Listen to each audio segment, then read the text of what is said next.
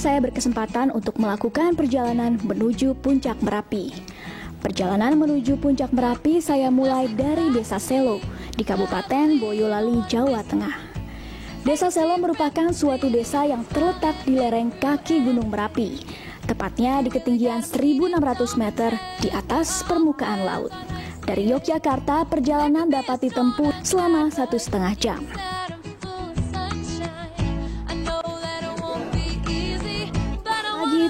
Pagi-pagi buta, sekitar pukul 2 malam, melawan rasa kantuk, saya dan rombongan pendaki memulai perjalanan menuju Puncak Merapi.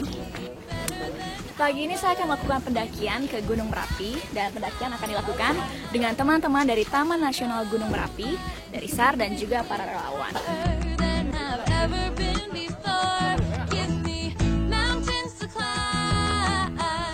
Pemirsa, pendakian kali ini ke Merapi, saya akan didampingi oleh seorang guide. Selamat pagi Bapak. Selamat pagi. Dan juga seorang porter. Selamat pagi Mas. Juga. Tiupan dinginnya angin malam tak menyurutkan tekad kami untuk terus mendorong kaki melangkah. Meskipun medan jalanan yang kami lalui tergolong terjal, yaitu jalanan dengan level kemiringan lebih dari 70 derajat.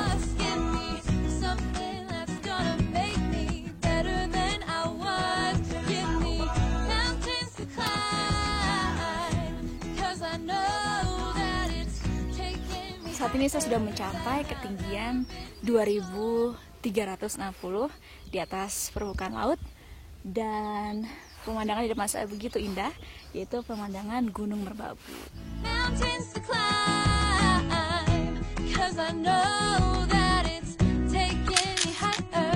Perjalanan menuju Puncak Merapi secara umum dapat ditempuh dalam kurun waktu 5 hingga 6 jam.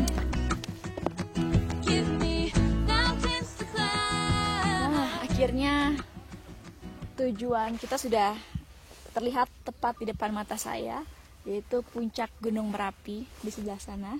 Dan sekarang kita akan menuju ke Pasar Burbah yang terletak agak sebelah kiri di Puncak Merapi.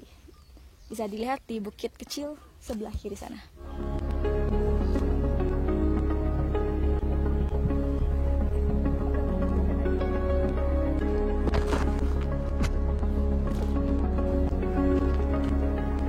Ini pemandangannya indah sekali ya Pak ya? Ya, bagus sekali. Apa saja nih Pak gunung-gunung yang bisa kita lihat dari sini? Ya, dari sini kita sudah bisa melihat Gunung Sindoro, Gunung Sumbing, dan biasanya juga bisa melihat Gunung Dieng Plateau di sana.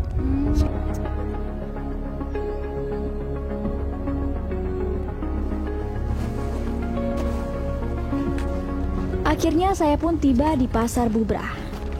Kedatangan saya ke Gunung Merapi bertepatan dengan diadakannya kegiatan volunteer yang dilakukan relawan sekitar.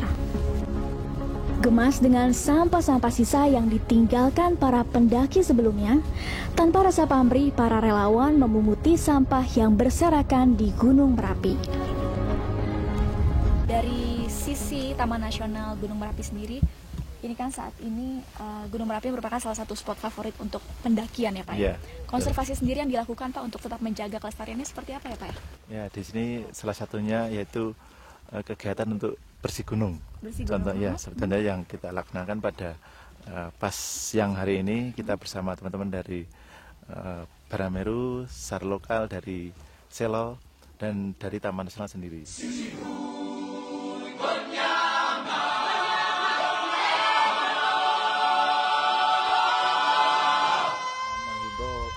Agar para pendaki itu tidak sekedar menikmati di atas gunung aja, tapi kita juga harus peduli sama lingkungannya sekitar, sama kalau bisa sampah itu dibawa turun.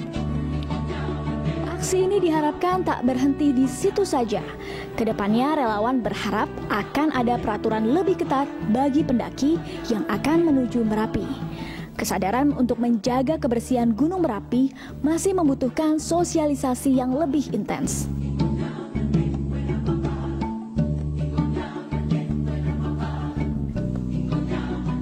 Dari kejauhan, Merapi menampilkan sisi keagungan dan kekokohan layaknya sebuah gunung berapi. Namun, semakin didekati, Merapi lebih terlihat layaknya gunung yang bersahaja. Gunung ini memiliki cerita panjang, yaitu keterkaitannya dengan warga di sekitar lereng Gunung Merapi.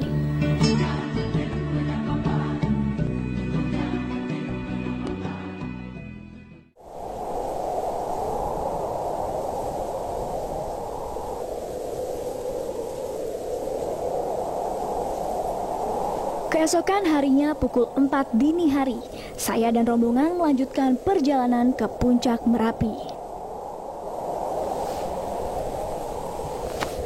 Pagi ini saya akan melakukan pendakian ke puncak Merapi. Nah, di atas sana tuh sudah terlihat nih rombongan-rombongan pendaki sudah mulai naik menuju ke puncak.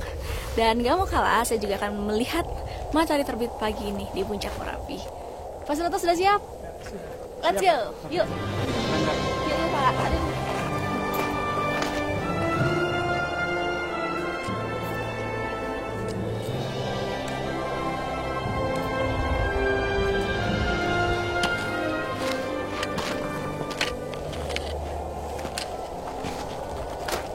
Medan jalanan menuju puncak Merapi ini bisa dibilang cukup sulit karena bisa dilihat ini medan struktur jalanan ini berpasir dan berbatu sehingga licin untuk mendakinya.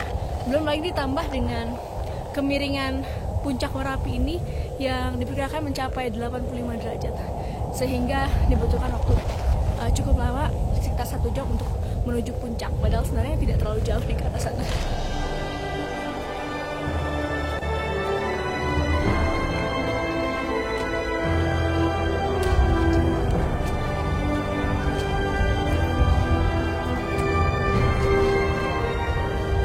Puncak Merapi memang di depan mata, namun semakin dekat menuju puncak Merapi, medan jalanan yang dilalui ternyata semakin sulit. Tim pendakian termasuk juru kamera harus ekstra berhati-hati dalam melakukan pengambilan gambar.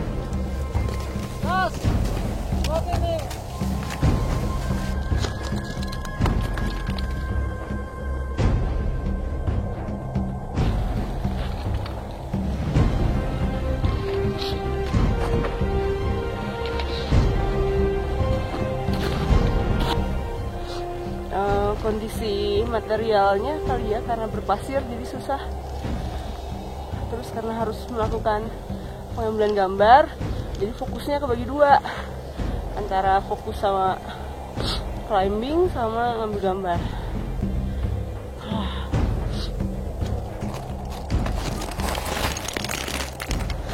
Medan jalanan yang kita lalui sekarang menuju puncak Merapi sudah berbeda. Jika tadi di bawah itu berpasir ya, jadi licin, maju sedikit, udah gitu kita mundur lagi.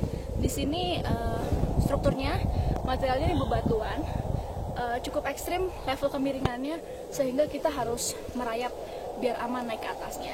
Belum lagi harus hati-hati nih, banyak batu-batuan sebesar ini nih yang bisa saja runtuh ataupun turun ke bawah kalau misalnya kita salah injek.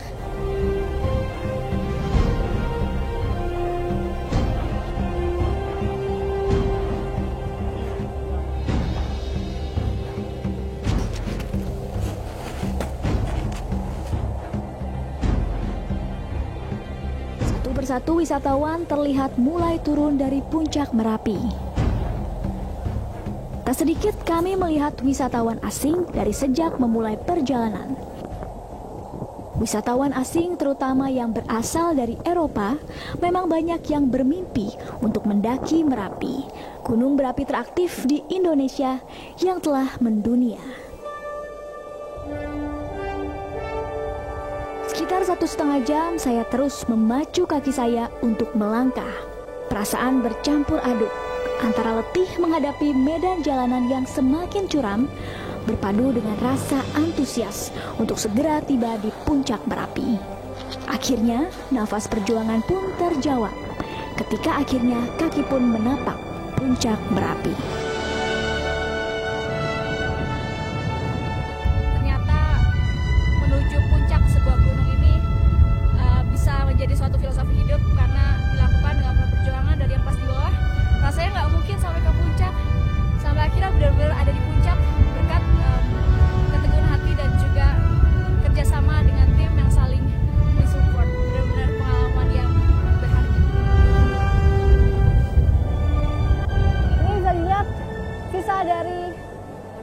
letusan Gunung Merapi 2010 yang membuat puncak Merapi ini berubah, adanya diameter lubang yang menganga, dan diperkirakan lubang ini diameternya mencapai 500 meter, dan inilah yang terjadi dan bukti kedahsyatan letusan Merapi 2010 yang merupakan letusan Merapi terparah dan terdahsyat dalam 1 abad terakhir.